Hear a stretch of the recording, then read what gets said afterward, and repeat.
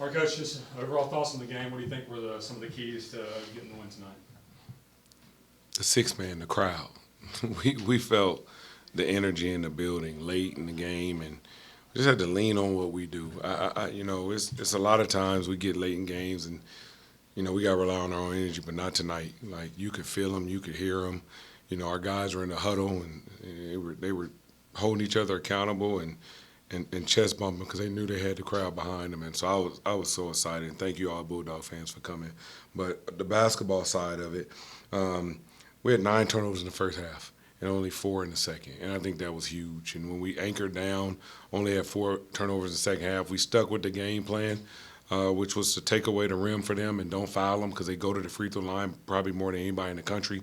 And make them shoot threes, and they weren't shooting them well. Late in the game, they adjusted, took their big boy out, and they started trying to spread us out. But I still wanted to stick to the principles because on the paper, they're still a 31% three-point shooting team. So I didn't want to give them layups for the sake of them shooting. I didn't want to give them threes for the sake of them shooting layups. So we stuck with the game plan. They hit a couple. We came back out and guarded. They started missing again. We secured the rebound, and we were able to go back on the other end. Yeah, I mean, Sean Newman, 25 and 9. We've talked so much about him. Even last year, he felt like he was, kind of underrated just nationally in terms of what he does. I mean, felt like tonight he kind of maybe made one of the biggest statements you could. I mean, just talk about his ability to kind of keep. He ain't underrated anymore. Yeah. I think he showed that he is who we think he is. But he can be that because we got good players around him. Like, you can't be good by yourself. He can get downhill because he has Bacho rolling to the rim, and he got Amari and Caden and Al and Devin and those guys on the perimeter. So it keeps everybody honest. And so he just takes advantage of the opportunities. And like I say all the time, he usually makes the right decision. Yes, he makes mistakes. Everybody does. But any coach in the country would trust the ball in his hands. And so I'm excited about the way he played. I'm excited about the way Bacho played. He contends to be super efficient from the field. And I think we missed him sometimes tonight, which we got to get better at and try to find a way to keep getting him the ball, even in the crunch time, and then just take care of it and rebound. I was going to say, he doesn't even play the final 12 minutes of the first half. I thought Sean's aggressiveness, and we talked about that was maybe the next step in his game of kind of taking over the ball a little bit more and saying, I can run this offense and go score. Just what did you see from him aggressiveness-wise in that first half? Yeah, you know what? I thought when they went under a couple ball screens and gave him opportunities to shoot to stop him from going to the basket, he was confident and shot the ball, and he made 2 threes, which made him come back out and guard him, and which gave him back downhill, and that puts Bacho back into play. And when he's unguardable in that situation, he can make the right plays. It makes everybody better. And so he just stuck to the game plan, and I was proud of the guys. Like I say, everybody came in. A.J. Bates, I know it doesn't show it on the stat sheet, but he was unbelievable in the gaps on defense, protecting us from the ball getting to the rim, and he's growing up fast as all get out. So I'm excited about it. I was going to say, I felt like him and Al, I know Al made a couple threes tonight, but just talk about his ability, just both of them ability to just defend, at this level. I know we talked so much about last year, kind of the guys coming up to play at the Division I level for the first time. Yeah.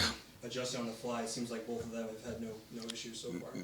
They're growing, and at the beginning of this year, they weren't guarding the best players. But like in the last 2 games, we put them on the best 2 players, and we've just had them lock in. And you got Tyron Grant Foster's one of the best players in the country, and he goes for a total of 3 points. He's 1 for 8 and 0 for 5.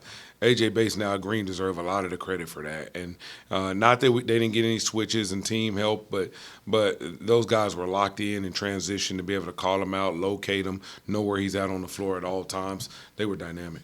Another one where I think the offensive rebounding battle, a little bit got away from you there. Just, what did you see from that? I guess just trailing off the misses a little bit. You know what? Some of it wasn't even them. It was us. We would box out a guy and just run down the court, and the ball would come right back to the guy. We didn't box out. I'm sorry. We would contest him. I'm sorry. And then we would run by him. The ball would come right back to him. If we would just turn around and put our body in front of him, we would have got the ball. So it wasn't even a jumping contest in some of those situations. It was we just never went to hit the guy and box out. And so we just got to continue to get better at that. I mean, we're smaller, but we are athletic as all get out. And if we could just do the right things and hit and go find the ball, we can be scrappy.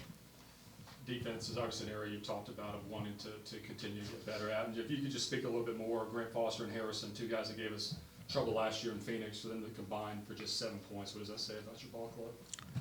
that they followed the scout report, and I think they're realizing the value of understanding it. And when you realize the value of understanding the scouting report and what it is, and I tell them all the time, you can have say so in the scouting report if you come watch film with me. But just understanding what the game plan is and understanding that usually teams are who you think they are, and if we can just stick to what we're supposed to stick to, 5 guys in a unit, and then the bench coming in to help, we can be really good. And then I asked Sean this question. We know after the 3-point loss to them in Phoenix, we talked about after the games, like, gosh, I wish we could get them in our place. I said it right after the You game. said it right after the game. And so you ended up, it's hard to get a team like that to come in this building. So to have this opportunity to do it and to cease it, what does that say about? I was happy Conference USA did it. I mean, it's like, they say be careful what you say because it's power in words. And I said it right after the game. I would love to get them on our home court. And we got it. And the whole game, I knew it wouldn't be easy. They're a really good basketball team and unbelievably coached. I felt like every time we made an adjustment, they made an adjustment. We couldn't get away from them. Every time we started to pull away from them, they would pull right back. And so we knew it'd be a dogfight. But I was just proud down the stretch that we put some stops together and took care of the basketball in the second half and gave ourselves a chance to win. Thanks, Coach. Thank you.